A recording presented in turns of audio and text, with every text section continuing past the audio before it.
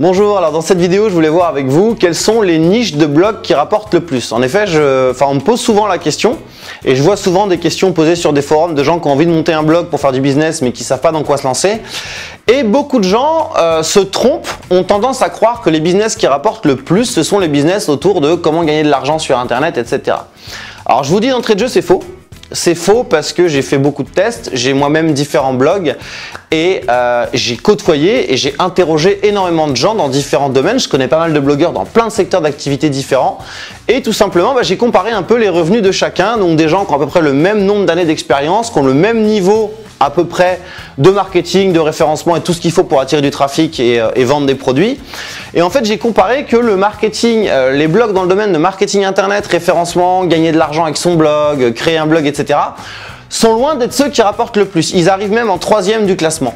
Les blogs qui rapportent le plus, donc je vous le donne en mille, c'est les blogs qui tournent autour du B2C et du développement personnel. Donc tout ce qui va être comment réussir sa vie, comment aller mieux, comment avoir confiance en soi, comment vaincre sa timidité, comment parler en public, comment s'accomplir, enfin tous ces trucs-là.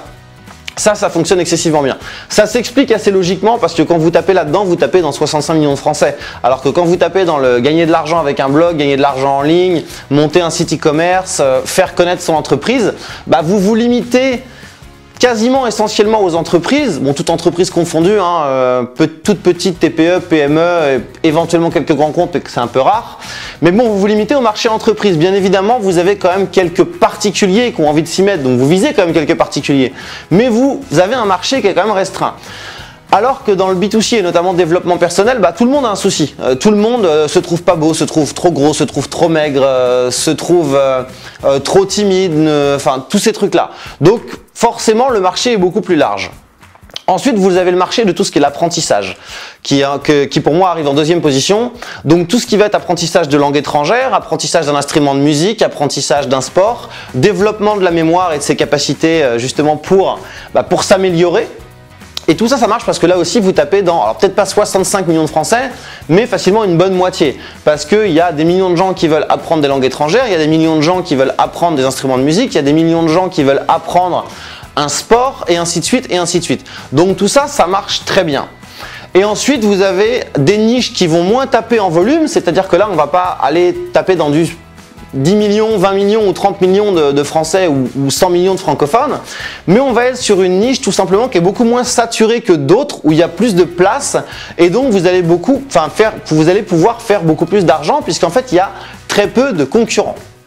Alors, pour vous citer quelques exemples dans tout ça, il y a notamment les domaines du bricolage, tout ce qui va être déco intérieure. Il y a énormément justement de sites, de livres sur le domaine, mais par exemple, alors là je vais parler de formation vidéo, il y a très peu de formations vidéo qui vont vous expliquer par exemple comment retaper un appart de A à Z. Il y a très peu de formations vidéo qui vont vous expliquer comment on va par exemple, aménager une mezzanine chez soi. Donc ça marche très bien. D'ailleurs, c'est pas pour rien que les émissions comme DNCO sur M6 fonctionnent à merveille. Ensuite, vous avez les domaines. Alors là, on est encore plus niché de tout ce qui va être bricolage, mécanique. Donc mécanique, ça va être comment changer un pneu, comment faire une vidange, comment ceci, comment cela, au niveau de sa voiture, au niveau de sa moto et ainsi de suite. Ça, ce sont des niches qui sont très peu exploitées dans le domaine notamment des infoproduits et qui pourtant sont très exploité en e-commerce. Vous avez des très gros sites e-commerce dans le domaine de l'automobile, de la mécanique et on en a très peu en bricolage. Donc mon conseil dans tout ça, outre les niches qu'on a vues ensemble qui sont très rentables, mais le problème c'est notamment le développement personnel, c'est déjà archi saturé.